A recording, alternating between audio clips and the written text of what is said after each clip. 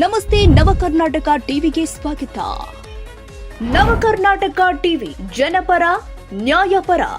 ನೀವಿನ್ನ ನಮ್ಮ channel subscribe ಮಾಡಿಲ್ಲ ಅಂದ್ರೆ ಈ ಕೂಡಲೇ ಲೈಕ್ ಮಾಡಿ, ಶೇರ್ ಮಾಡಿ, ಸಬ್ಸ್ಕ್ರೈಬ್ ಮಾಡಿ, ತಪ್ಪದೆ ಬೆಲ್ ಐಕಾನ್ ಕ್ಲಿಕ್ ಮಾಡಿ.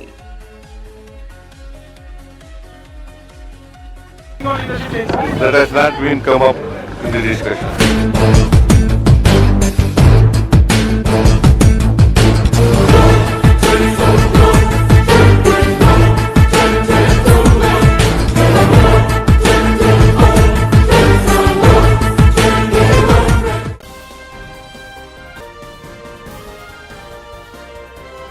ಸಿಎಂ ಸಿದ್ದರಾಮಯ್ಯ ರಾಜೀನಾಮೆ ಫಿಕ್ಸ್.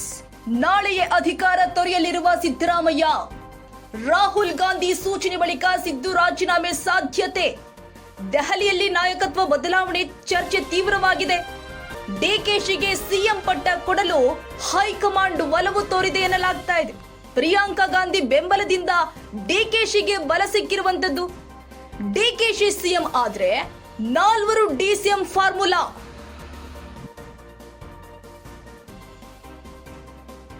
ಜಾತಿ ಸಮೀಕರಣದ ಮೇಲೆ ಕಾಂಗ್ರೆಸ್ ಹೊಸ ಲೆಕ್ಕಾಚಾರ ಹಾಕಿಕೊಂಡಿರುವಂತದ್ದು. ಕೆಪಿಸಿಸಿ ಅಧ್ಯಕ್ಷರಾಗಿ ಸತೀಶ್ ಜಾರಕಿಹೊಳಿ ಹೆಸರು ಮುಂಚೂಣಿಯಲ್ಲಿ ಇದೆ.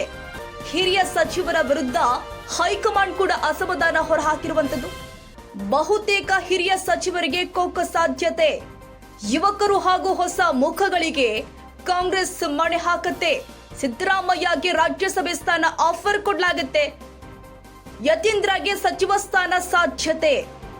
ಕರ್ನಾಟಕ ಕಾಂಗ್ರೆಸ್ನಲ್ಲಿ ಭಾರಿ ರಾಜಕೀಯ ಸಂಚಲನ ಶುರುವಾಗಿದೆ. ಇದೆಲ್ಲದಕ್ಕೂ ಇನ್ನು ಕೆಲವೇ ಗಂಟೆಗಳಲ್ಲಿ ಫುಲ್ ಸ್ಟಾಪ್ ಸಿಗುತ್ತೆ. That has not been come up in the discussion.